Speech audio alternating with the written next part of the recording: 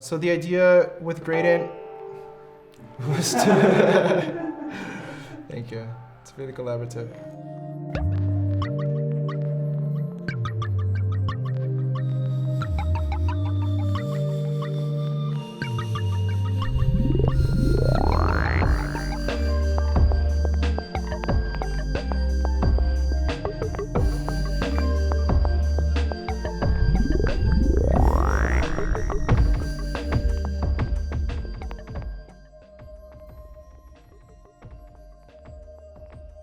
My name is Ricardo Saavedra, and I'm a software designer primarily. My practice explores new relationships between humans and technology. I'm also a musician, and in the past I've designed tools and software for music and expression. My interface is called Gradient, and it's a software that enables musicians and artists to work with machine learning in a very collaborative and transparent way.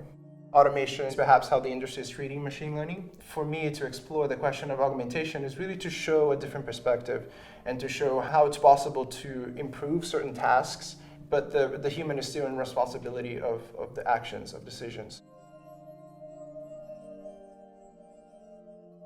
Tools for machine learning are usually designed to automate music generation, but the music is often quite generic, and it is basically a generalization of the training data.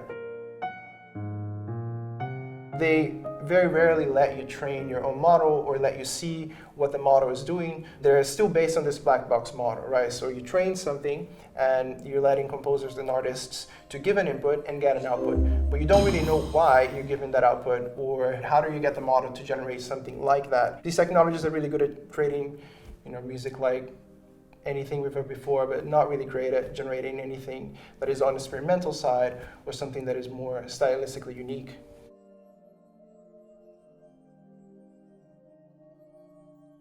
So the first screen you would see once you start a new project is this screen, which will invite you to import your files. You now have this file as a particular seed that you can start to either modulate or you can alter further. And as you import them, Gradient will generate then a graphic representation of how these instruments and events relate to one another. You can have these ideas that are unfinished, bring them into Gradient and generate more material. So Gradient is trying to help you complete ideas that you already have with your own sonic palette, with your own training data. If you know that you want to develop an idea now in which the piano that is doing the bass sound is doing shorter notes, for example. So you would change that particular note to have shorter notes, so you change the outer ring. So by doing this, all the notes within that channel are shortening. But if you also want to connect this particular instrument to another instrument, and if you want to see how that sounds, you just make a connection between them. So now I'm just connecting the output of the first seed with the second. I don't really know what's going to happen, so we have to play to see.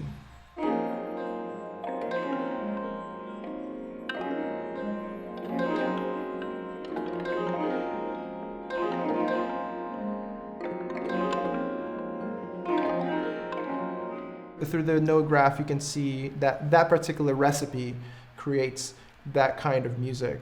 If you liked what you heard, you can use that particular recipe to recreate or to apply to different things in the future.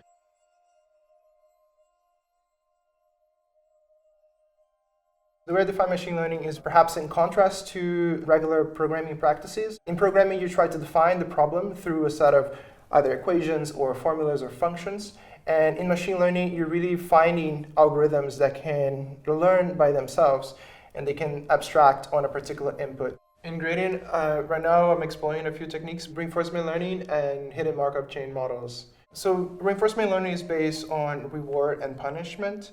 There's a really good example by Carl Sim in which he used reinforcement learning in the 70s to create these strange creatures that learn how to walk by themselves.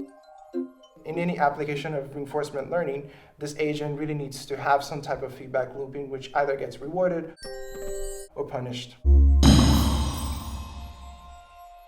The interesting thing about reinforcement learning for music applications is that you don't need training data. So we will learn from you what kinds of outputs you are more interested in hearing. It's always changing regarding this particular reward. So the problem that I was really trying to solve with Gradient was how to create a tool that could point to a new direction in machine learning. So instead of the black box model generating things for you, it could be a part of your creating process. And so I'm really interested in exploring this collaboration. So creating a tool from which you can compose with. The question of augmentation is really to try to create systems that do make these tasks easier, but the human is still in responsibility of the actions, of decisions. Because there are questions that should never be automated. Around machine learning and around human-computer interaction, there's an obsession with automation. I feel trying to find a way in which we are able to build a vision around machine learning that is different. That is really what's exciting to me nowadays.